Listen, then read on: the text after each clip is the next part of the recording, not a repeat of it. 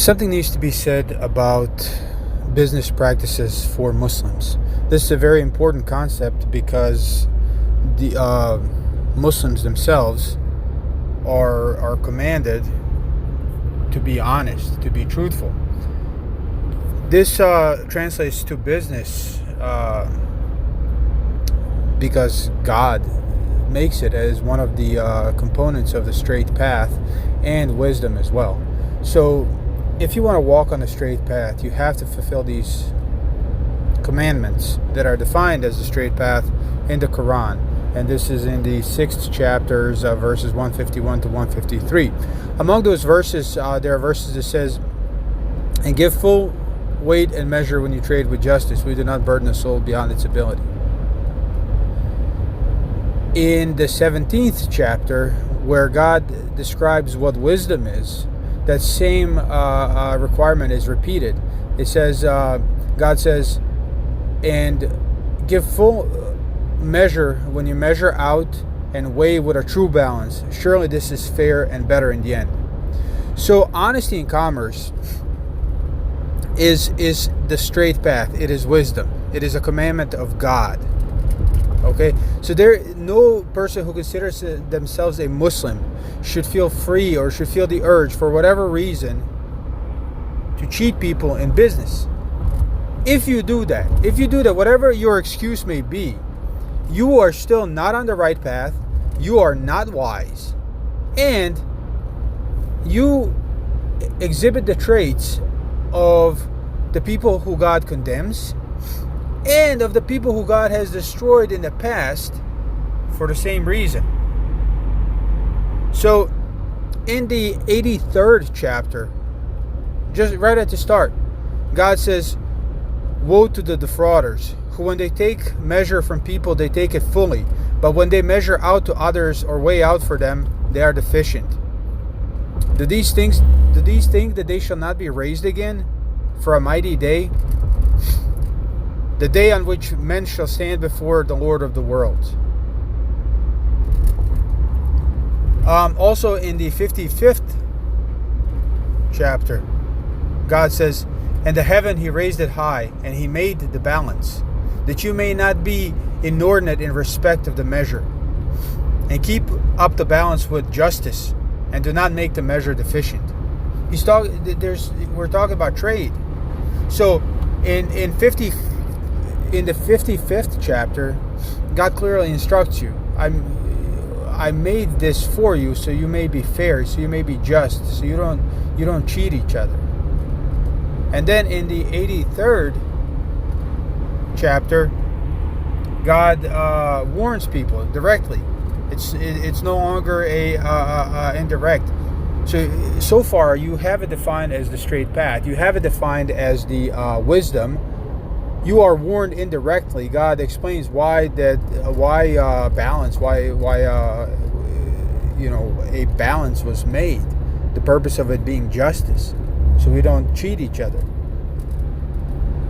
And then, in direct terms, God says, "Woe to be to defrauders," and then He describes what He means by that word: those who take from people their full measure, but when they measure out to them, they're deficient. They're cheating in business. They're cheating in commerce. And God says, "Woe be unto them." If you're doing that, woe be unto you. That's how important this one small particular concept is. It is justice. It is wisdom. It is the straight path. Those who do not obey it, woe be unto them. But just in case we don't understand it, God gives us the example of the people who came before us, the people of Midian. So in the 26th chapter, starting at verse 179 or 180, Prophet Shuaib, who was sent to the people of Midian, he says, "Will you not be careful of your duty? Surely I am a faithful messenger to you." and I do not ask you any reward for it. My reward is only with the Lord of the worlds. And then he starts to explain to them about fair business practices. Give a full measure and do not be of those who are deficient. And weigh with a right balance. So don't cheat in that sense. Give full measure and use a correct measuring scale. And do not wrong people of their things, and do not act corruptly in the earth, causing evil. And guard against him who created you and the former nations. And what was their response to him? They said, you are only of those who are deluded, and you are nothing but a mortal like ourselves. And we think that you are certainly a liar. Therefore, cause a portion of the heaven to come down upon us, if you are of the truthful. He said, my Lord knows best what you do. But they called him a liar, so the punishment of the day of covering overtook them. Surely it was the punishment of a grievous day. Most surely there is a sign in this, but most of them do not believe. There is a sign in this. There is a lesson in this. In this particular story, there is a sign and a lesson for you. God gives you an example of a people who were destroyed. And for these particular people, one of the reasons singled out for their destruction is that they were not on the right path. And the reason they were not on the right path is because they cheated in commerce. They cheated each other in business. They were not just to each other. There can't be a more detailed explanation about what is expected from you in regards to business practices than this. It doesn't get you don't need any more information. There was a person who came to his people and said what I am saying now. Do not cheat in business. God hates it. It's not the right path. It's not the wisdom. If you are calling yourself Muslims, if you are claiming to be Muslims, if you are claiming to be walking on the right path, then you have to grasp this concept. You have to grasp it. And you have to obey it. And you have... I'm sure that people are going to make mistakes here and there, but you have to be serious about it. You have to be... This is most important thing. In your business, when you start a business, it is important to make money. I understand that. But this is far more important. It is far more important to be just, even if your business fails. Because if your business succeeds and you have neglected this, God's laws don't change. You can only expect to happen what happened to the previous people. You can't lie to yourself that God will understand. I needed to do this to support my family.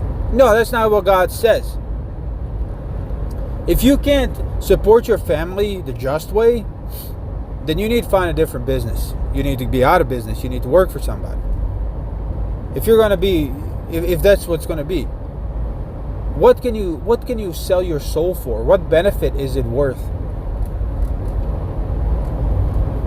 Well, like Prophet Jesus is quoted saying in the Bible, what can a man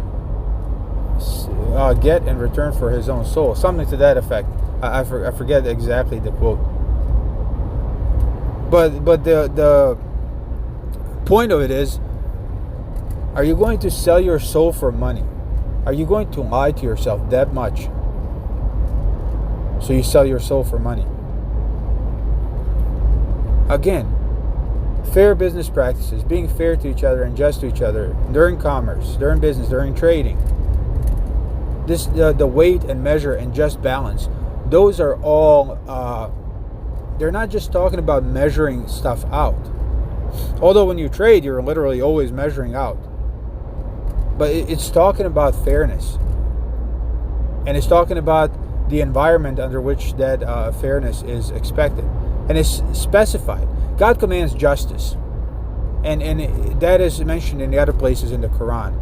But God singled out this specific context to really illustrate the point. And I suspect that this was done because this is where we are most likely to trip. This is where we're most likely to fail. And when you start to fail, you have to understand you live in a society of hundreds of millions of people.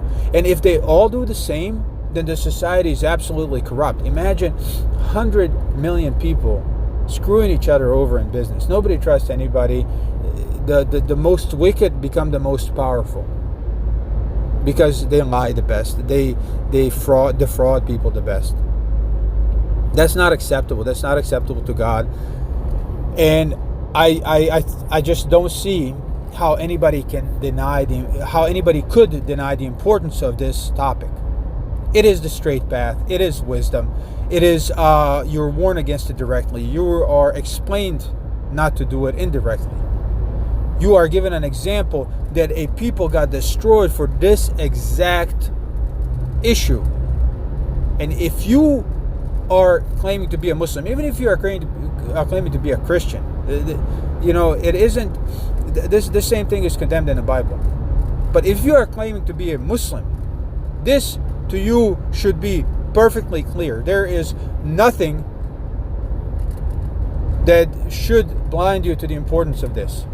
If you are doing this, no matter what else you do, you are not on the straight path and you are going to hell.